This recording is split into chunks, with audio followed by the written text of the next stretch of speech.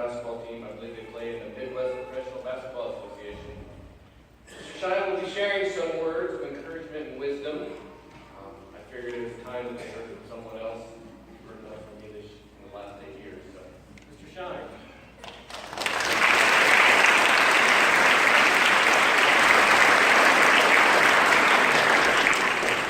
Good morning. How's everybody doing? There's something that every time I'm able to speak at things like this that really moves me, that it's even taken up until this point in my life, being a 36-year-old man, to realize and appreciate how much it really meant to me. When I see parents back there and I see all these students, it really speaks to me about how much my parents really did and sacrificed for me. The third shift jobs, the times where they sacrificed and went out of their way to just do things so that I could have clothes, so that I could have shoes, and food, and different things like that to even get through, to even be a grown man like I am now. So students, what I want you to do right now, I want you to stand up and give the loudest round of applause, yell, shout, whatever you got to do with these parents behind you, because without them, you would not be where you are today. So I want you to get up right now, give them a round of applause.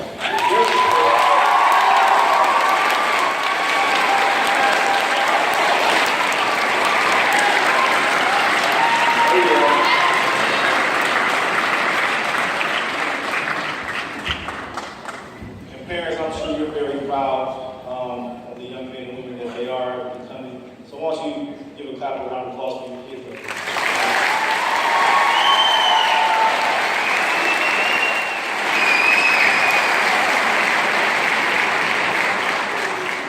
First of all, I just want to say congratulations for making it to this day. There's probably a lot of people that did make it to this day, but you guys are sitting out here, you're moving on to high school. That's a really big deal.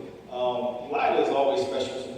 Back in 1996, I met my best friend, that's my best friend now, and one day we were my best friend at my wedding, Mr. Andy Dooley.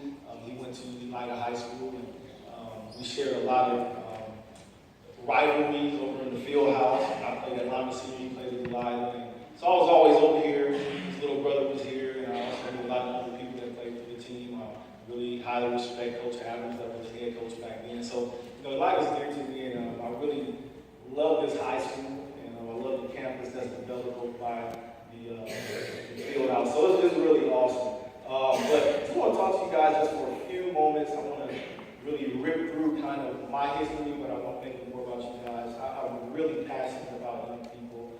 You guys are the next. And you probably hear a lot of cliches. People talk to you and say, you're the next this, you're the next that, and different things like that, but it's really true. You have 4 great years ahead of you, and you're in control of those years. Success isn't automatic. It's not just going to come to you just because you go to school. It's just not going to come to you. You are a major component, a key in your own success. So, real quickly, just going to rip through my little history, and then I'm really going to talk to you guys today. I graduated from 8th grade. I went to West Middle School. That's when I moved to Lima, Ohio from California. Went to West Middle School, won the city championship in basketball, went on to Lima Senior, played basketball there, but basketball wasn't really the major of my life.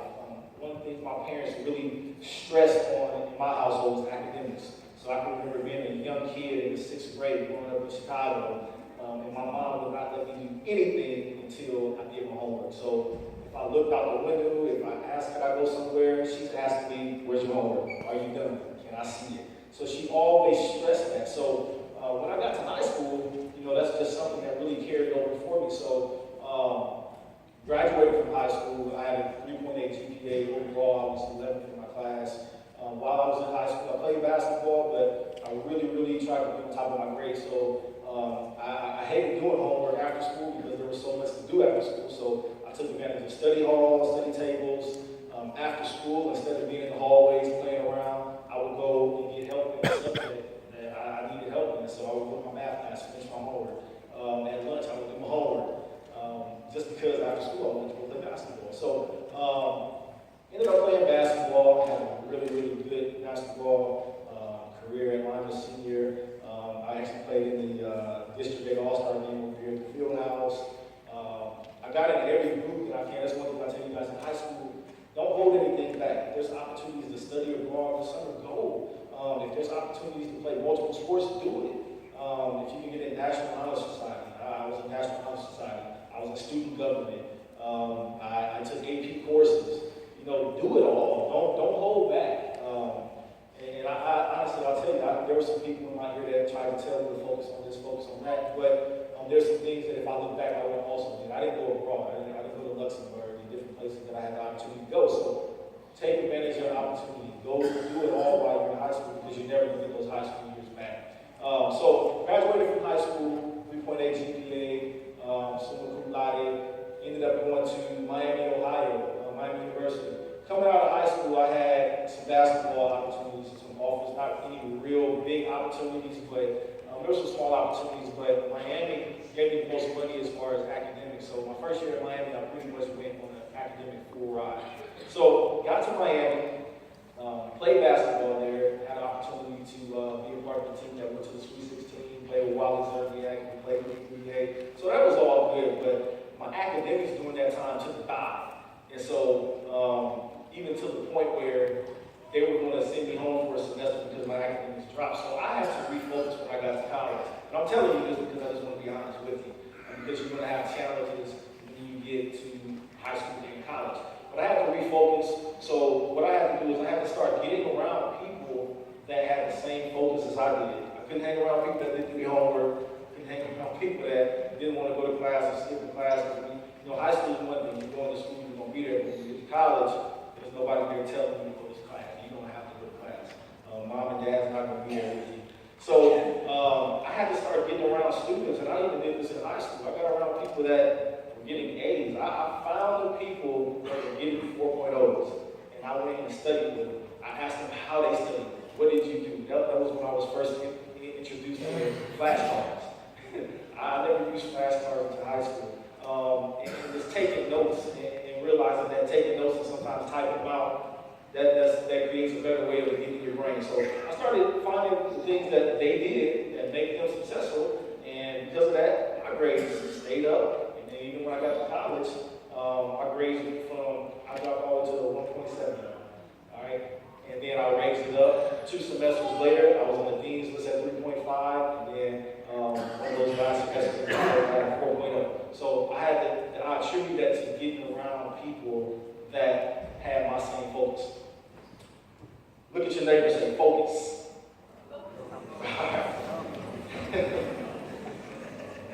So I want to talk to you guys about the next 4 years.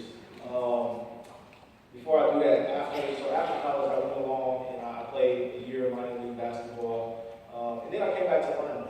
And so coming back to Lima, it was just always my intent and purpose being here to just be a blessing to my city, because the city of Lima has been really a blessing to me, supporting me through sports and academics. And that's some of the greatest people right here in Lima.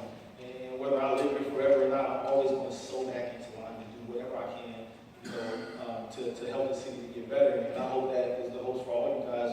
Whether you go to college, come back after college, go somewhere else, to always look back and see what you can do. So after that, I came back to Lima, started working here. I've been back since 2005.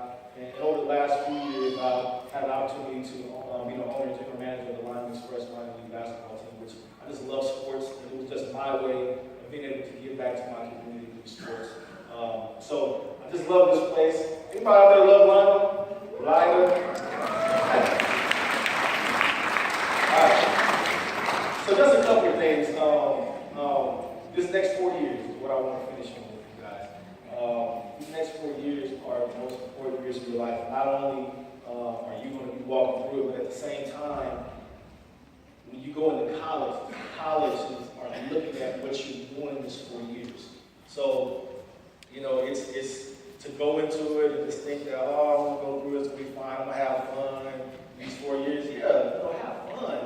But at the same time, stay really focused. You guys have a clean slate right now going into 4 full years. You got a whole summer to relax, get your mind right, have fun. When you go into those next 4 years, it's going to be really key. It can be the difference between you paying $80,000 back in about 8 years from now for going to college, or going to college for free. How many parents would appreciate your kids going to college for free?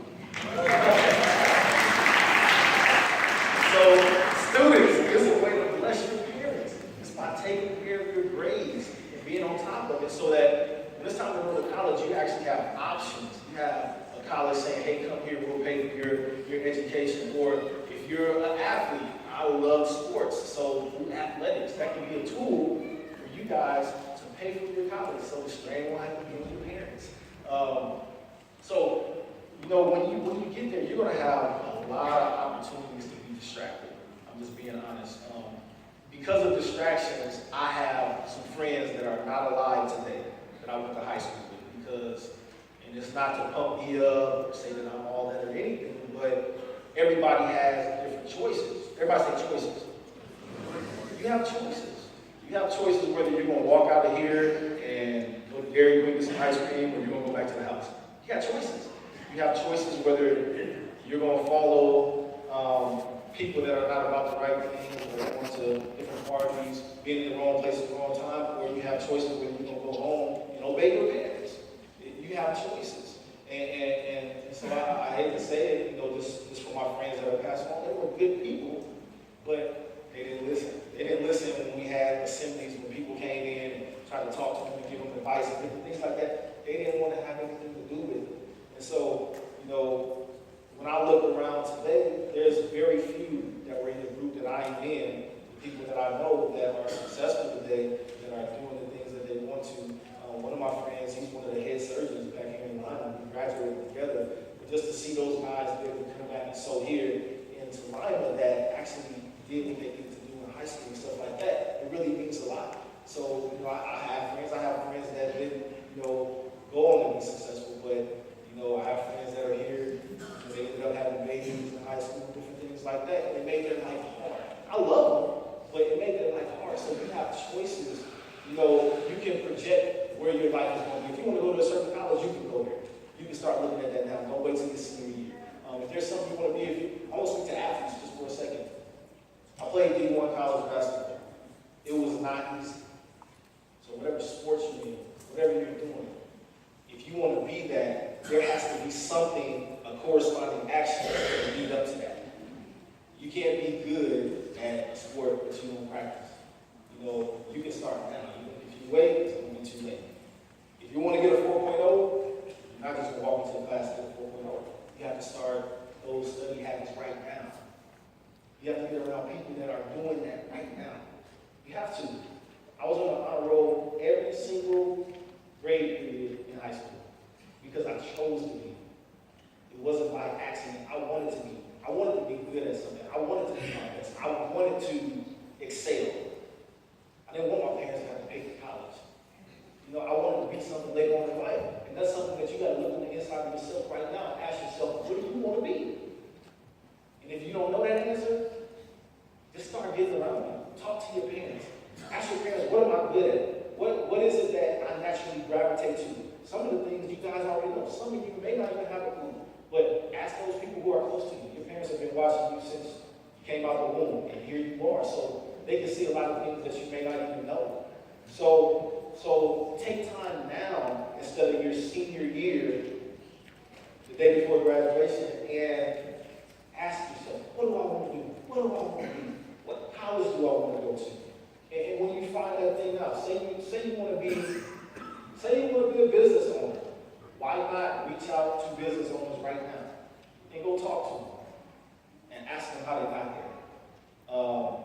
One of the things I did last year, and I'll close here real quick, is I own a minor league basketball team. One day, I want to own other teams, NBA, things like that. So you know what I did? I went on a limb.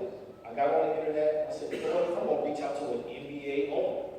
And some of you guys may know sometimes that's hard. It's hard to get on the internet and reach out to people because they got millions of people trying to reach out to them. It's like you're trying to reach out to Michael Jordan. Very hard. It's not easy. So I got on there and I reached out and I found a number for the vice president of the Orlando Magic. And so I reached out to him, and answer service came on, and I left him a message. 3 days later, he called me back personally. And I got a chance to talk to him and pick his brain and ask him how he did things and what should I do in the situation that I'm in, how do I grow, how do I reach out where I want to go. He took about 10 minutes to just talk to me. And that meant the world to me. And that showed me that there's nothing that's impossible. So I don't care where you're at, what you're going to do, how you're going to do it, there is a way for you to get there. There's a way for you to get there and it's not impossible. So just in closing,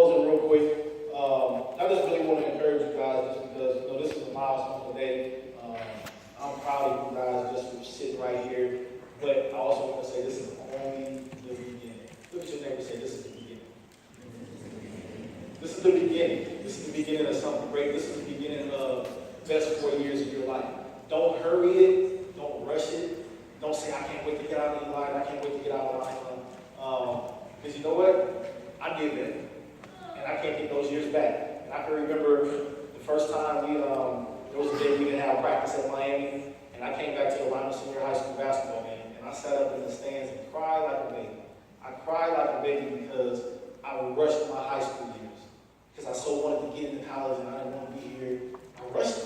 And I had fun, I enjoyed it a little bit, but I rushed it. So take advantage of this time. Take advantage of not having bills.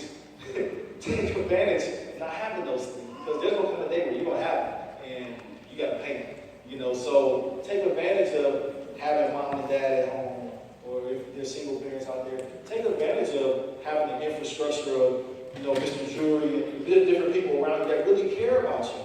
Go to them and talk to them. Ask for their advice. Pick people's brains. I want you guys to take this 4 years and squeeze everything that you can out of like a wet sponge. Get the most out of it so that when you leave, you can say, you know what, I had the most enjoyable years of my life and I'm ready to move on. So, last thing I want to leave you guys with, just a couple of stories here. If you want to succeed, you'll do whatever you want to do. You'll do whatever you can. Like I said earlier, there were times in high school that I had problems with different grades and different subjects. So what I would do, I would go into teachers' rooms after school and get help. And I'm just being honest with you, and teachers will probably agree with this, that they love that. Teachers, they're teachers for a reason. They love to help. They love when you ask them questions. So I used to go into the math class, a couple math classes that I was under Miss Judith Hedges. Some of you guys may know her. Mrs. Hedges is one of my absolute most favorite teachers on the planet. Because anytime I went in her classroom, she always would help me. It got to the point where I was going there so much that she would even give me opportunities for extra credit, even to correct tests at times, different things I didn't understand. But because I came to help her, there was favor there. There was favor there, and she allowed me to do those things. And I think a couple of classes I ended up with over 100% in the class, like 115%, because I did so much extra credit and things like that. There's opportunities there. All right? So that's one story. And I'll tell you guys the last story, and then I will wrap it up, and I'll be done up here. I had an anthropology class in college. And to be honest with you guys, it wasn't my most favorite class. Okay? So went through the class. One thing I always did was I always went to the professor to get help. All the time. And in this one particular class, there was no extra credit, there was no homework, there was 3 grades over the whole 16-week semester. And that was the first test, the second test, and the third test. That was it. First, second test, I failed both of them. A, F, okay? I failed it. But I always was in this class getting help. All the time. So I went to him, had my test in front of me. I'm like, where did I go? What can I do? We don't have any other kind of grades, so, what am I going to do? He said, you know what? He said, because you always came to me for help, you participated in class, you were in the front row, you know what I'm going to do? I'm going to throw out those first 2 tests, and I want you to focus on this final. And so for the next 2-3 weeks before the final test, we went through everything. I'm talking about we combed through the books, combed through different things so that I could understand. And I ended up getting a B on that final. He gave me a B for the class. So I'm just telling you, if you apply yourself, if you take these next 4 years, do whatever you can, go to these teachers, learn what you don't know, do the extra credit, get your homework done, be a better person, listen to your parents, listen to your teachers. I guarantee you have all the guidance that you need to get where you need to get. So with that, I just want to say I'm proud of you guys. I'm honored to be able to speak to you guys. I am definitely here in Lima. I would love to hear about some of your success stories over the years. You can reach me on Facebook, where information is always available. But proud of you guys. And this is nothing, to take lightly. So congratulations. Have a good summer. Stay out of trouble. All right. And get ready to come back in the fall and give it everything you got. And I'm expecting to see some valedictorians and some, those award ceremonies where they say billions of dollars have been given out in scholarships. That can be you guys. So you can be class of 2020 and be the best class ever to come through here if you decide to. So, congratulations. Thank you guys for allowing me to speak to you guys. Thank you so much.